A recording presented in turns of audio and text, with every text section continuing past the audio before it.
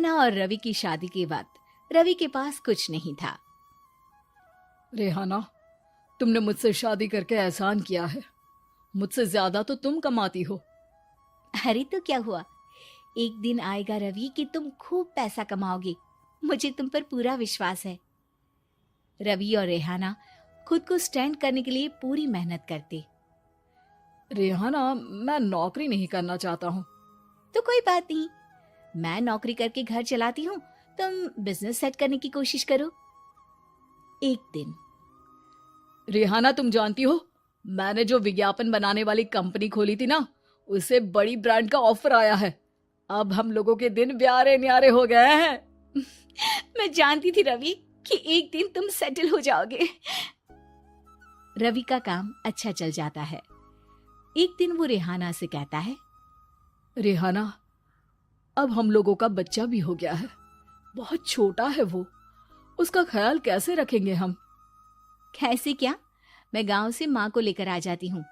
नौकरी से half day ले लिया करूंगी। अभी तो वो छोटा है, स्कूल जाने तक मैं मैनेज कर लूंगी। देखो रेहाना, मैं अब अच्छा कमा रहा हूँ। तुमको नौकरी करके परेशान होने की कोई जरूरत नहीं है। अरे कैसी बात कर रहे हैं, मैं अपनी लगी लगाई नौकरी कैसे छोड़ दूं? और मैंने तो सुना है हम लोगों को कुछ ही महीनों में सरकारी नौकरी मिल जाएगी।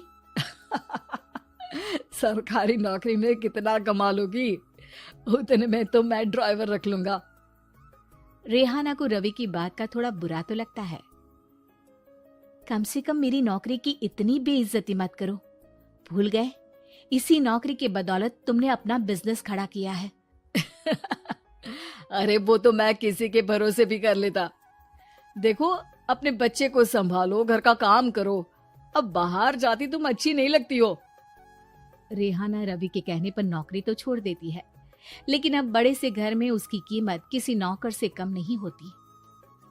एक दिन रवि का दोस्त आता है। भाभी, हम लोग तो आपको तब से जानते हैं जब से आप लोग शादी होकर इस शहर में आए थे।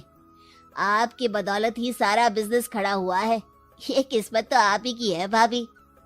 हाँ हाँ भाई, हमारी मेहनत तो कुछ है ही नहीं। अरे होगी, लेकिन भाभी की किस्मत के आगे कुछ नहीं।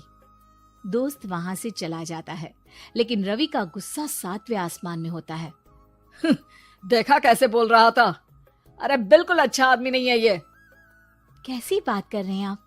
प्रशांत भैया तो बहुत अच्छे इंसान है रवि। कैसे उन्होंने हमारे मुश्किल वक्त में हमारा साथ दिया था।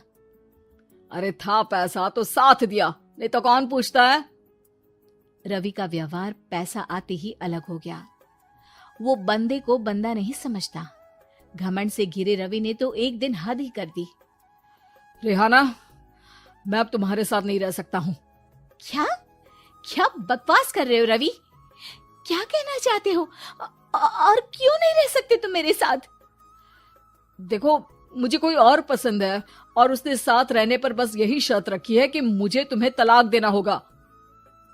रेहाना, जो कि एक स्वावलंबी महिला थी, उसने बिना देर किए रवि को कह दिया, कोई इश्यू नहीं, मुझे पैकिंग में 4 दिन का वक्त लगेगा, लेकिन तब तक मैं तुम्हारे साथ नहीं रहूंगी। 4 दिन के लिए तुम कहीं और शिफ्ट हो जाओ, मैं घर से निकलूंगी तो बता दूंगी। रवि घर छोड़कर चला जाता है। रेहाना को दुख होता है, वो रोती है, लेकिन व्यवहार से स्ट्रांग रेहाना को पति के वापस आने का और उसे सबक सिखाने का पूरा भरोसा था। फिर एक दिन, अरे शुशिका, कब शादी करोगी तुम मुझसे? यार मैंने तो सोचा था तुम शादी से पहले मुझे विदेश लेकर जाओगे, महंगी कार दिलाओगे। अरे सब दिला दूंगा, लेकिन पहले मुझसे शादी तो कर लो।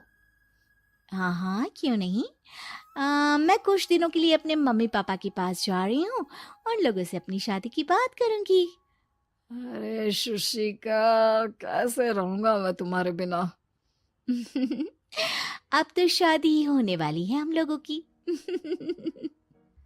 शुशिका रवि को छोड़कर चली जाती है।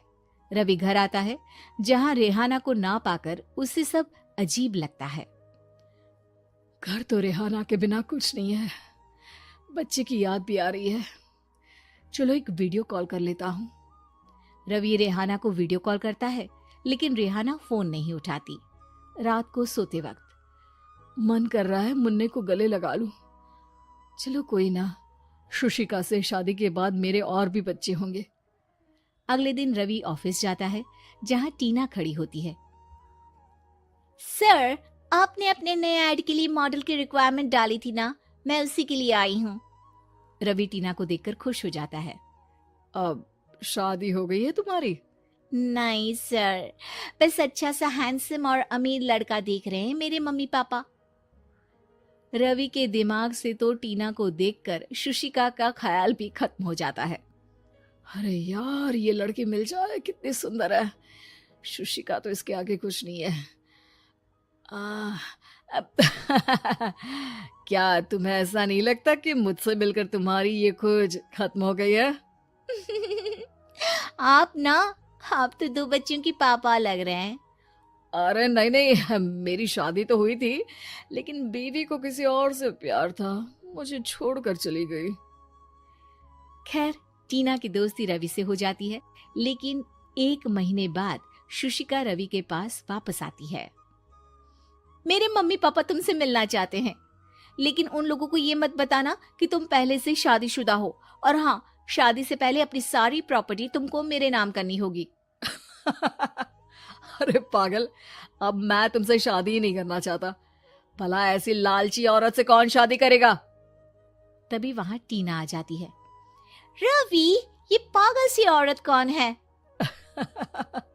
देखो, तुमने ही कह दिया ना पागल, तो पागल ही है।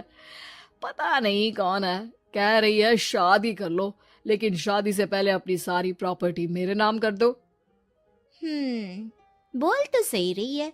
वैसे तुम जानती हो, मेरी एक सहेली है, उसके पति ने उसे पैसा आते ही छोड़ दिया, जबकि उसको खड़ा करने वाली ही मेरी सहेली थी।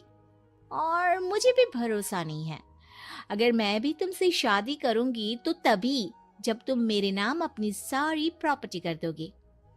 अरे हाँ हाँ, क्यों नहीं, बिल्कुल कर दूंगा। रवि और टीना की शादी की तारीख तय हो जाती है। वो अपनी सारी प्रॉपर्टी के कागज लेकर शादी वाली जगह पर पहुंचता है, लेकिन वहां टीना आती नहीं। रवि टीना को मैसेज करता है, कहाँ हो? सॉरी, मैं तुमसे शादी नहीं कर सकती, मुझे तुमसे भी ज्यादा पैसे वाला मिल गया। रवि को गुस्सा आ जाता है। वो गुस्से से सारा डेकोरेशन तोड़ रहा होता है कि वहां रेहाना आ जाती है। सर, क्या हो गया? क्या डेकोरेशन पसंद नहीं आई आपको? तुम यहाँ क्या कर रही हो? मैं यहाँ की डेकोरेटर हूँ। क्या आपको पसंद नहीं आई यहाँ की सजावट? रवि दौड़कर रेहाना के गले लग जाता है। मुझे माफ कर दो रेहाना।